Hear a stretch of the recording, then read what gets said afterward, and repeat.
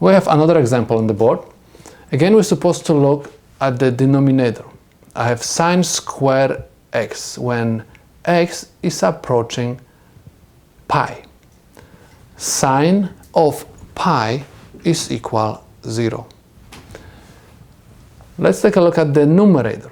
I have 1 plus cosine of x, where x is approaching pi. Cosine of pi is equal to -1. So if 1 minus 1 is going to give me 0. So my numerator is going to approach also 0. I have 0 by 0. I do not want to have this situation. That's why I have to try to do some reduction. I have sine square x. I'm supposed to use the properties of trigonometric functions, and instead of write sine square x, you simply write that sine square x is equal 1 minus cosine square x. And let's take a look what we are going to get by that. I have limit x is approaching pi, and I have 1 plus cosine of x over 1 minus cosine square x. Next, you're supposed to realize that this is nothing else than the difference of squares, because 1 square is equal 1. You're supposed to use the formula for the difference of two squares. And you are going to have the limit with x approaching pi. In the numerator, we have 1 plus cosine of x over 1 minus cosine of x times 1 plus cosine of x. 1 plus cosine of x and 1 plus cosine of x will cancel out. And what we are going to have? We are going to have limit x approaching pi, and I have 1 over, and I have 1 minus cosine of x. Now, again, we have fraction. Let's take a look at the denominator. Cosine of pi is equal -1.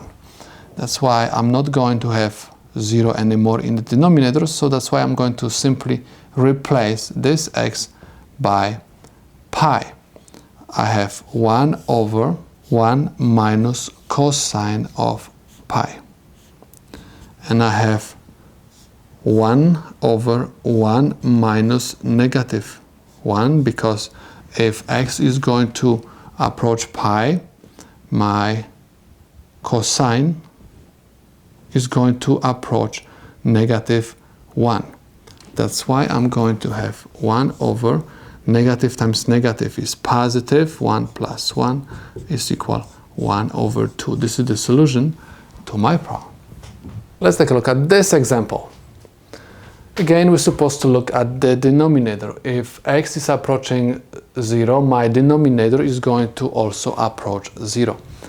If I'm going to look at the numerator, if x is approaching 0, 1 minus 1 is going to approach also 0.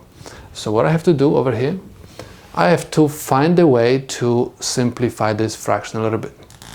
So what I'm going to do, I'm going to multiply the numerator and denominator by the conjugate of my numerator. And I'm going to have 1 plus cosine of x over 1 plus cosine of x.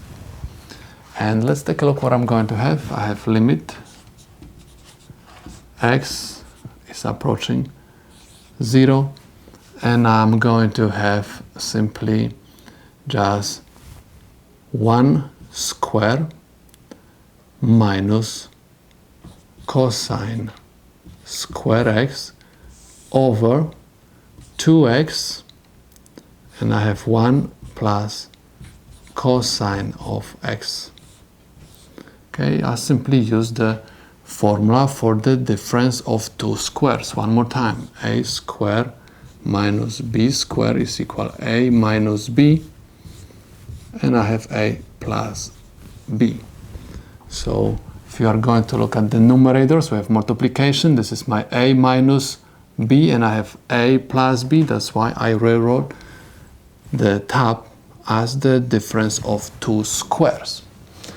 Next, I'm supposed to use again the properties of the trigonometric functions. You have to keep in mind that sine square x plus cosine square x is equal 1.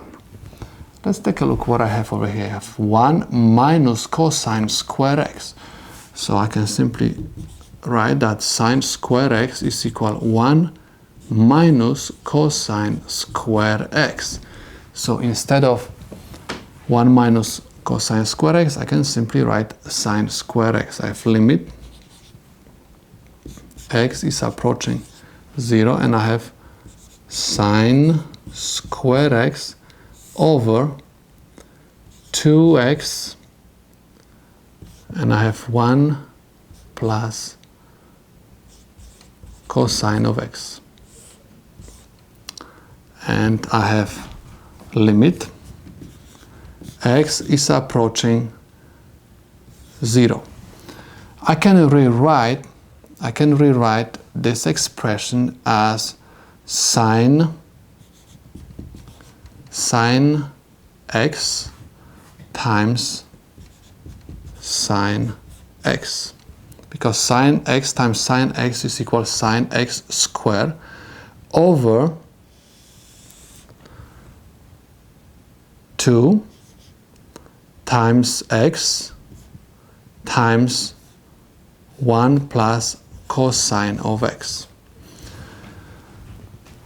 Doing everything one step at a time, you can simply rewrite this as limit with x approaching 0, and I have sine x over 2 times sine x over x times 1 over 1 plus cosine of x. Now we're supposed to look at these three fractions. I have sine of x over 2. If you are going to replace x by 0, my numerator is going to approach 0. So this is going to go to 0. Sine x over x, again we're supposed to use this theorem, is going to approach 1. So this is going to approach 1. And if x of my cosine is going to approach 0, I'm going to have 1 over here. That's why this is going to approach 1/2. But 0 times 1 times 1/2 is going to give me 0, because anything multiplied by 0 gives me 0. That's why 0 is my final answer.